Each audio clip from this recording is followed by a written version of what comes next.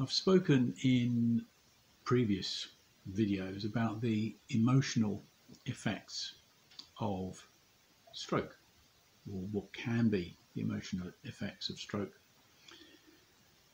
And along with things like depression and anger and mood swings and so on, I mentioned anxiety. Now, I just want to share a little story with you about how the anxiety pixie raised her head first with me. Was in an MRI scanner. We're talking roughly 6 months after my stroke, and I've embarked on a research study program, or at least I'm part of a research study program into how people recover from stroke. And it involves a use of a treadmill. So I had to go twice a week to use this treadmill, where I'd be monitored as to how long I could last, how quickly I went on the treadmill, how far I went, that sort of thing. Very much down to me, my own pace, to see how I get on. And the good thing about it was it was empirical data that could track how quickly, slowly, how I was improving. And it was slow. Part of this study involved being asked questions whilst walking to see whether I could actually keep walking and answer questions at the same time. Did that affect my brain capacity? So there's a little screen where I was also showing pictures, and I was showing 3 pictures in a sequence, and I had to say, oh, no, they're in the wrong order. It's 3, 1, 2. It needs to be, the second one needs to be first, etc., etc. So various mental, visual tests and hearing tests. So, for example, I was also played a tone. So it was a high tone, but the voice might go low and then high. And I had to say whether the tone was high, not what I was hearing in terms of the person's voice saying low. So that would be a high tone. Various things like that as I was walking.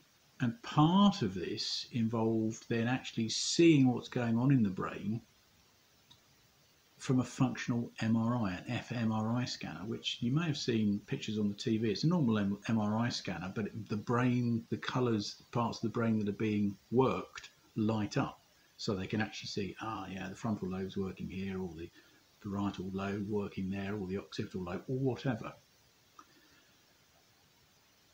Now, as a young man, I didn't have a problem with the confined spaces. I've been potholing, I've been caving, I've had a few MRIs in the past prior to my stroke, not a problem.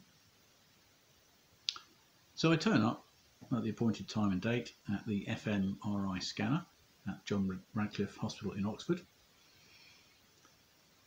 And I don't know why, but I'm feeling a bit odd. So I'm sitting outside in the sort of waiting area, and eventually I'm ushered in. And it's like, well, before we start, Mr. Dovey, we have a few questions for you. We need to go through our check, age, height, weight, blah blah blah blah blah. What meds are you on? All that kind of stuff. Okay, fine, do all that. And I found myself saying, how long will I be in the machine for? Like, about 45 minutes. And my heart sank. 45 minutes. I didn't say anything, but inside I'm just don't like the sound of this. So I'm taken into the scanner room, and I lay on the scanner bed as I have done before. And it's like, as part of this exercise, Mr. Dovey, we need to get you walking. And obviously you're lying down, so you can't walk. So we're going to strap your feet to a couple of paddles. So when we ask you to walk, you can just move your feet up and down, but in order to make sure they don't slip off, we do need to strap your feet down. Okay, so feet strapped down, lying on the bed, and then they put the thing over your head where your head is basically clipped in, and you'll be looking through a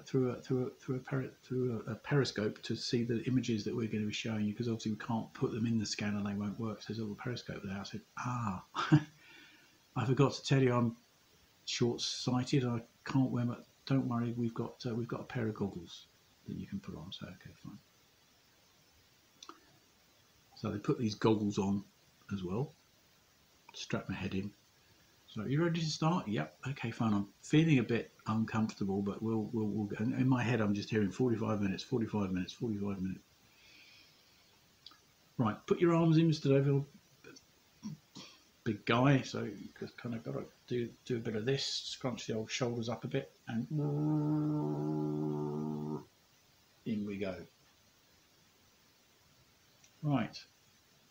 Can you see the screen okay? If you look up, Mr. Dovey, yeah, but it's ever so blurred.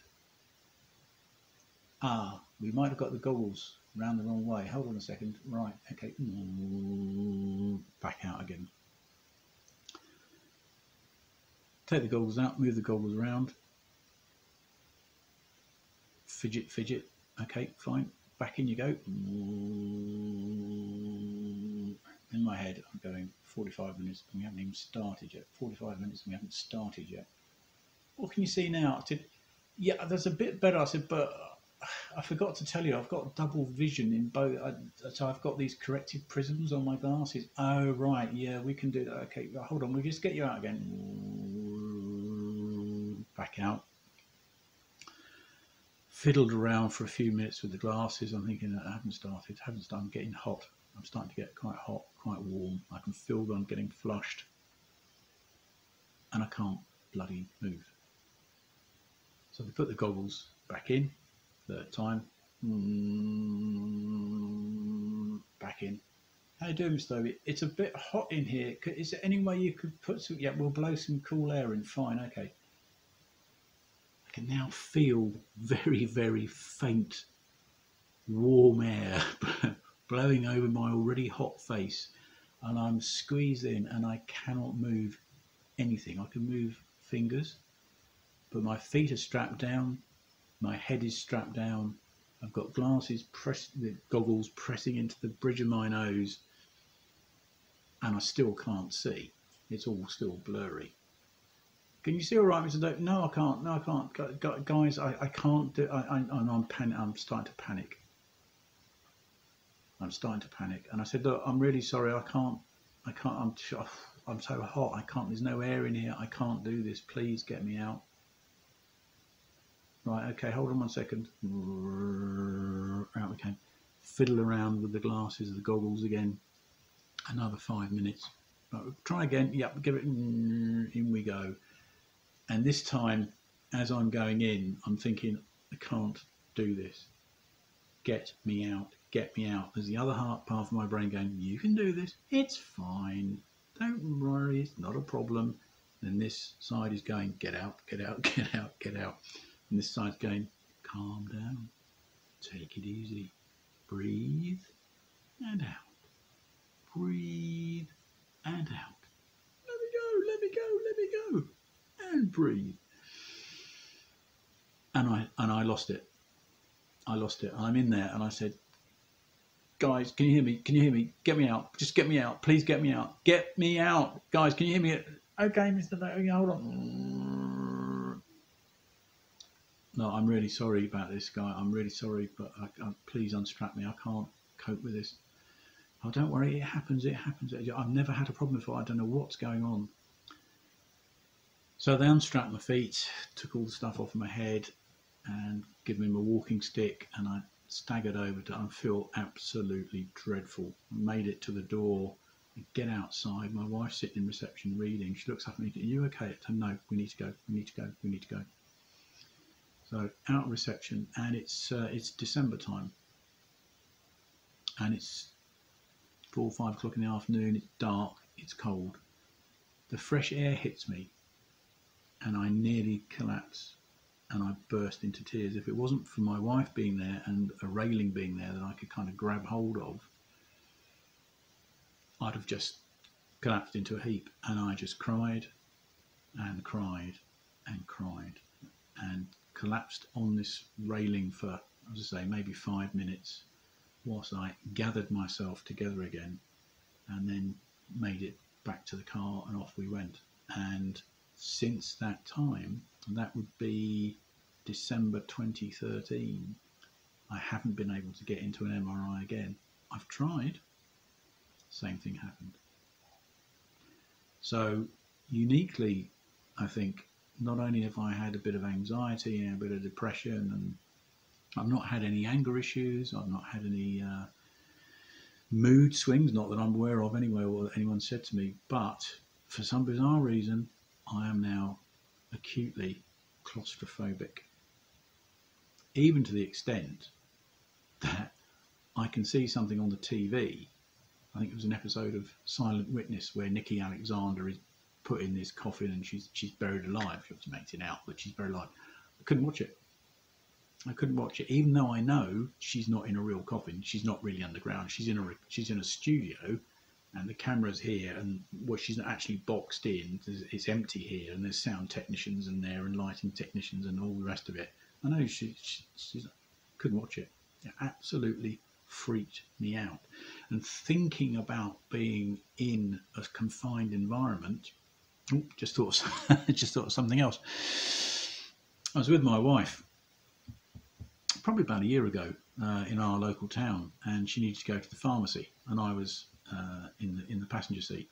So she managed to find a parking space, pulled over, and said, "I'm just going to pop over to the pharmacy." So she got out the car and, without thinking, took the car keys with her. And as she's crossing the road, she uses the remote control for the car and locks me in the car. Disappears into the pharmacy. Now, it's the summertime. It's quite warm. I'm only in a t-shirt, but it's quite warm, and I'm stuck in I've tried the door and I can't get the door open. I'll just open the window then, press the electric window. Of course, there's no key, it doesn't work. I'm trapped in the car. I can't get out of the car. I'm stuck. I'm getting hotter. I can't breathe. I've got to get out. I can't get out. But I've got to get out. But I can't. I've got to get out. I can't. I'm hot. I'm getting hotter and hotter and hotter. Some poor guy. Look over at the pharmacy across the road, and I can see my wife in there at the far end at the counter, and there's a guy walking down the road. So I hammer on the window, "Mate, oi, oi!" And this bloke's looking around. Eventually realises it's the nutter in the car over the road.